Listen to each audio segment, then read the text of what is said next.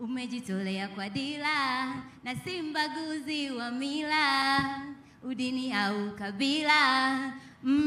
Mama wa kwanza Mama Samia mama, utuongoze twakutegemea Uongozi wa Rais wa Jamhuri ya Muungano wa Tanzania Dr. Samia Suluhu Hassan umekuwa unapigiwa mfano kwa juhudi kubwa ya kuiletea maendeleo Tanzania kimkakati zaidi. KHD TV ikiwa inaendelea na mahojiano na wananchi mbalimbali kisiwani Zanzibar katika kipindi chake cha suluhisho la suluhu kwa wananchi, leo imefika Kihinani, wilaya Magharibi A, mkoa Mjini Magharibi, nyumbani kwa mwananchi mmoja Ahmada Mikidadi Ahmada, mzaliwa wa Makunduchi, mkoa wa Kusini Unguja, wilaya Kusini, kijiji cha Kusini, mtaa wa Mzurikaja. Anamzungumzia Mama Samia Suluhu Hassan kutokana na uongozi wake wa miaka 4 tokea aapishwe kuwa rais wa Tanzania. Mama Samia Suluhu Hassan ninavyomfahamu ni mtu ambaye kwanza uongozi wake haukuanzia kama shetani wa kutupwa. Ni mtu aliopitia sehemu mbalimbali, hata akafika sehemu ile, ina maana ule uongozi sasa tayari ushamjaa na kishaelewa nini maana ya kuongoza. Kwa hivyo namfahamu akiwa katika wizara mbalimbali hapa tangu alimuradi, nimefahamu katika wizara mbalimbali ambazo akiziongoza. Nashukuru kwa mpaka sasa hivi. Mwanzo baadhi ya watu walibeza, kumbe mwanamke, kumbe hivi, lakini kwa bahati hawajui mama ni mama, japokuwa alikwama heri ya kuzama kuliko kuzama. Ina maana Mama Samia alipoingia, tunamshukuru Mwenyezi Mungu.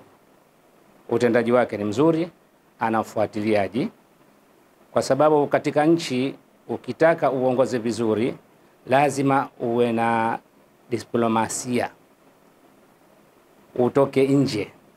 Ukisha kutoka nje, nchi yako nafikiri utaendesha vizuri zaidi, kwa sababu utakuwa na marafiki ambaye wao kusaidia katika shida zao katika nchi yako. Mpaka sasa hivi nashukuru, nimeona na naona, kwa sababu mambo ya mikopo, mambo ya hospitali, mambo ya wanasema miundombinu, sivyo alivyoikuta. Ina maana sasa hivi imeendelea zaidi kuliko hapo alipoikuta. Kama ilianza, sasa ikaendeleza kwa kasi kwa kipindi cha muda mfupi tu. Alhamdulillah, kazi iendelee, kwa sababu unajua mama mtoto lazima apate huduma nzuri. Hivyo vituo vya afya vipo, apate huduma vizuri, ili anapokuwa mjamzito apate kuhudumiwa katika vituo vya afya, na hali kadhalika. Mama Samia, kwanza nitavumwambia, kwanza Mwenyezi Mungu amjalie, kwanza aendelee, azidishe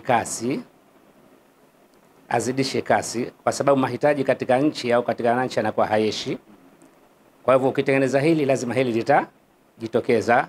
Kwa hivyo namuomba aendelee na azidishe jitihada zake, na inshallah Mwenyezi Mungu atamjalia, atafanikiwa. Na wito wangu anambeza Mama Samia, kwa sababu usichokijua unakuwa hukithamini. Shafahamu sana, lakini anambeza Mama Samia itakuwa labda hajajua umuhimu wake, na hata kama anajua umuhimu wake, kwa sababu mtu akiwa hataki inakuwa hataki.